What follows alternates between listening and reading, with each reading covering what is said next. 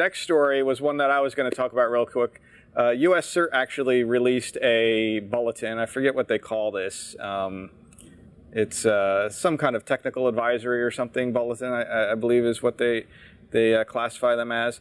And it's regarding a new family of point-of-sale malware called the Backoff family. And we've talked about other point-of-sale types of malware. You know, there have been some pretty notable stories back in the late half of last year with the Target breach and some of these other ones. And there was I can't remember the family of that malware now. But similar kind of idea here. The interesting thing about this one is it's a pretty good bulletin. I'd recommend you check out the link and read it, because it actually gives a lot of good indicators too, in terms of registry indicators, network indicators, things to look for to see if you've been compromised or not. But the interesting thing about this one is their infection vector is by scanning for remote desktop protocol services. So they're looking for all different types apparently, and this is from the article. So I don't know how much of each is really being leveraged in any particular case, but they mentioned Microsoft Remote Desktop Protocol, which is the big one that we always see all the time. I'm sure Brad will have some slides on that, or discussion about it at least in the internet weather. Apple Remote Desktop, Chrome Remote Desktop, which I wasn't even aware of, Splashtop, and Pulseway, which I don't really know very well either, although I believe they're some type of either iPod or iPad based remote desktop and or Android, I'm not quite sure. And then the LogMeIn service as well as another form of, so once they find that there's a service there for some type of retail merchant that they want to compromise here, then they'll do some brute forcing, trying to guess the password. So if you have weak passwords, well, first of all, we talk about this all the time. If it doesn't need to be publicly accessible from the internet, don't let it be.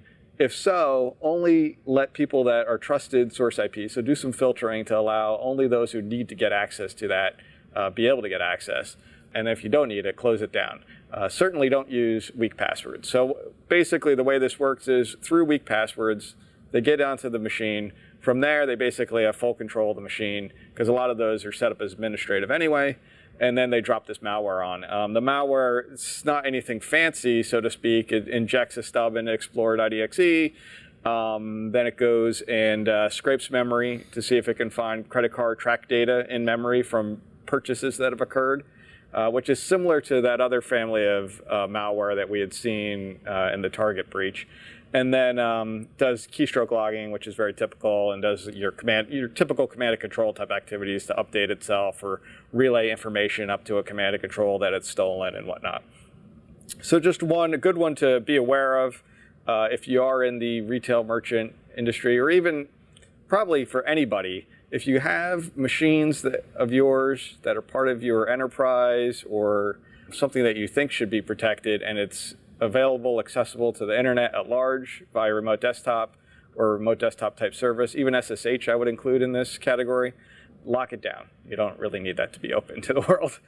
Make sure that that's protected, because that's how we see a lot of machines get compromised in our experience. I think we see that a lot in the incident response handling cases that we work. Absolutely. You know, John, you mentioned if it doesn't have to be exposed to the internet, then, you know, I would say that even if it does have to be exposed to the internet, you know, there's a possibility that somebody has a contractor, or, you know, a vendor that they're working with, that they need to do remote access into these platforms.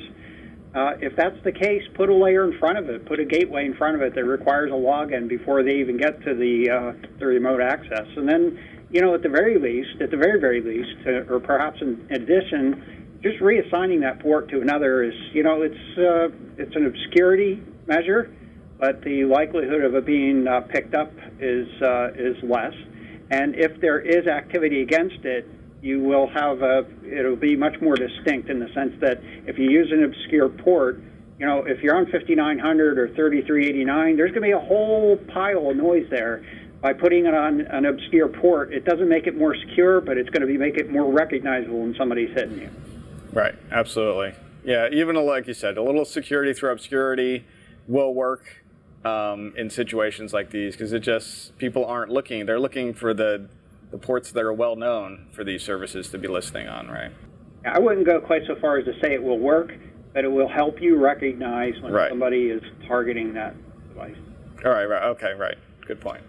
So it makes me wonder if RDP or these other remote desktop protocols were turned on for these devices, are these managed by the people who own them, operate the the restaurant, the bar where the point of sale terminal exists, or perhaps they're managed by a third party company that you have a problem with your terminal, you're not going to be the one who's actually administering. It's that third party, and it falls onto them to actually have.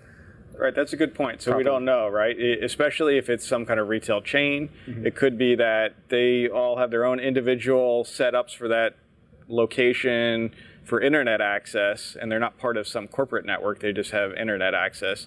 And then maybe some, central authority for that chain is RDPing in to do updates and whatnot. But still, even then, you should be able to filter it to only those ones. But it's probably just being lazy security practices. It could be just a lack of appreciation for what the issues are, and Right. Even if I think the case, for example, a small business is going to probably contract this out to an organization. So if you're doing anything like that, ask some questions. Ask them how they're doing some things to make sure that you have an understanding of what potential issues may exist, and try to hold them to a higher standard. Yep, absolutely. I agree. All right.